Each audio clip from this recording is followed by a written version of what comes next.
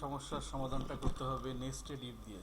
Nested ইফের ভেতরে if, যেমন equal to if এই নাম্বারটাকে জাজ করতে হবে যে এই নাম্বারটা কি বড় কিনা, সমান কিনা 80 থেকে। যদি 80 থেকে বড় হয় তাহলে সেটা হবে এ প্লাস।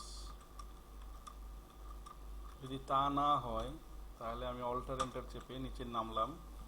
যদি এটা না হয় তাহলে আবার বলতে হবে ইফ এইটা কি বড় কিনা, সমান কিনা 70 থেকে। যদি 70 থেকে বড় হয় তাহলে এ, যদি তাও না হয় আবার চেক করো, অল্টার চেপে এন্টার চাপলাম।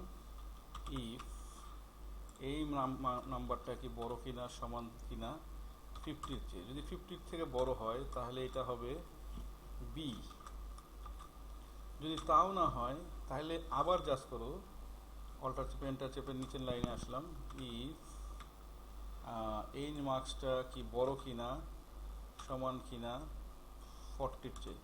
যদি 40-র থেকে বড় হয় তাহলে অবশ্যই সি, আর যদি 40-র থেকে বড় না হয় তাহলে এফ। আচ্ছা, যতগুলা ব্র্যাকেট শুরু করছিলাম ঠিক ততগুলা ব্র্যাকেট ক্লোজ করতে হবে। 1 2, দেখেন গ্রিন কালারের ব্র্যাকেট শেষ হয়েছে গ্রিন কালার, পার্পল শেষ পার্পল, ম্যাজেন্টা শেষ ম্যাজেন্টা, ব্ল্যাক হলো 4টা ব্র্যাকেট শুরু হয়েছিল, ব্ল্যাক হলো সবার শেষে।